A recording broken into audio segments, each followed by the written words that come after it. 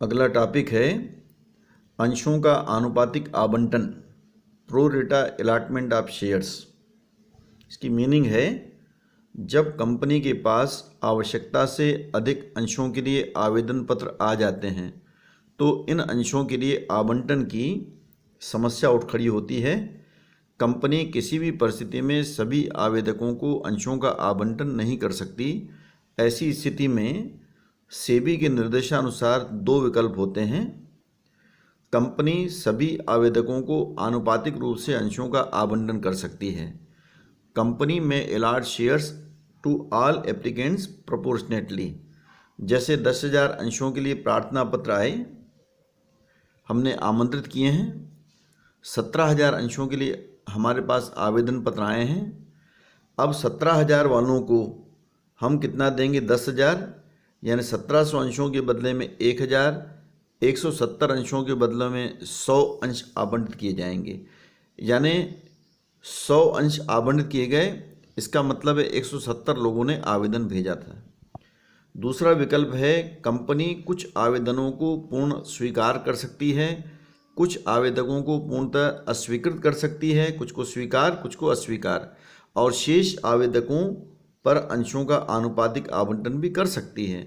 जैसे ऊपर की उदाहरण मरी ले लें, मतलब अपन मान लीजिए 17,000 के लिए आवेदन मिला, 2,000 को रिजेक्ट कर दिए और 15,000 वालों को हमने 10,000 दे दिए, तो 150 और 100 का रेशियो इसके अंतर्गत हो जाएगा। इसी को आगे भी बातों को क्लियर करने का प्रयास करेंगे अपन। अब इसमें अकाउंटिंग एंट्रीज इसमें किस प्रकार से हो, तो सेबी के निर्देशानुसार अंशों के आवंटन की स्थिति में, आनुपातिक आवंटन की स्थिति में प्राप्त अधिक की राशि को आवेदन पर जो अधिक पैसा मिलता है अलॉटमेंट के समय और मांग खाते में, उसका हम एडजस्टमेंट कर सकते हैं। संक्षेप में कह सकते हैं कि आवेदकों को आनुपातिक आधार पर अंशों के आवंटन को आनुपातिक आवंटन कहते हैं। अभी अभिदान की स्थिति में आनुपातिक आवंटन होता है, अल्प अभिदान की स्थिति में यह संभव नहीं होता है। अब आनुपातिक अनुपात का प्रयोग हम इसके अंतर्गत करते हैं। ये दो अनुपात दिए हुए हैं। यदि प्रश्न में आवंटित अंशों की संख्या यदि नहीं दी हुई है तो मुझे निकालना है आनुपातिक अनुपात के द्वारा आवंटित अंश, आनुपातिक अनुपात के द्वारा आवेदित अंश, और आवेदित अंशों की संख्या से इसको मल्टीप्लाई कर देंगे। Share allotted under pro rata ratio, share applied under pro rata ratio, number of shares applied जो है। और दूसरा होता है यदि आवेदित अंशों की संख्या ना दी हो तो इसका जस्ट रिवर्स कर देंगे। ये आवेदित अंश ऊपर हो जाएंगे, आवंटित अंश नीचे हो जाएंगे, मल्टीप्लाइड बाई आवंटित अंश। इसको एक एग्जाम्पल द्वारा हम क्लियर करेंगे। अशोक लिमिटेड ने 80,000 अंशों के लिए आमंत्रण दिया, 1,30,000 अंशों के लिए आवेदन पत्र प्राप्त हुए, आवेदकों को आनुपातिक आवंटन किया गया था। अभिषेक ने 52,000 अंशों के लिए आवेदन दिया और बिट्टू को 16,000 अंश आवंटित किए गए।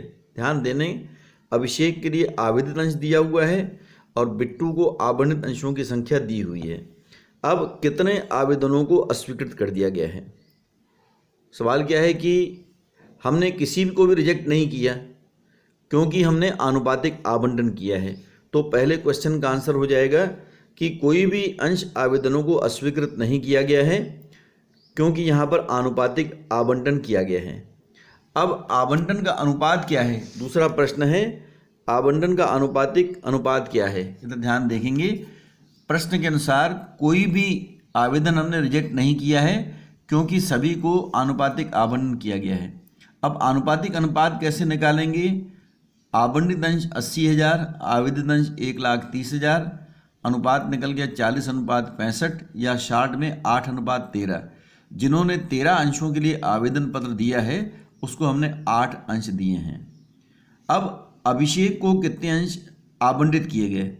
अभिषेक को प्रश्न में लिखा था 52,000 अंशों के लिए आवेदन पत्र दिया था, तो ये इस प्रकार से रेशियो बना लेंगे। आवेदित अंश, आवंटित अंश, 13 अंश इसको दिए गए थे, 13 अंशों के लिए आवेदन आया था, 8 अलॉट किए गए। तो यदि इसने 52,000 का आवेदन किया था तो आवंटित अंश क्वेश्चन मार्क दिया हुआ है, इसको इस ढंग से निकाल देंगे। Question mark is equal to 8 into 52,000 upon 13, यानी 32,000 अंश इसको आवंटित किए गए। बिट्टू के जो दिया हुआ है, बिट्टू में आपका 16,000 आवंटित अंश दिया है, तो ऊपर वाले को उल्टा लिख दिए, आवंटित अंश 8, अप्लाइड कितना है 13, 16,000 अंश आवंटित किए थे, तो निश्चित तौर पर आवेदन ज़्यादा अंशों के लिए होगा।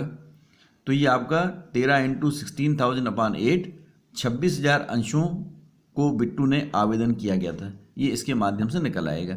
ऐसे ही आगे कुछ क्वेश्चंस के माध्यम से हम हल करेंगे।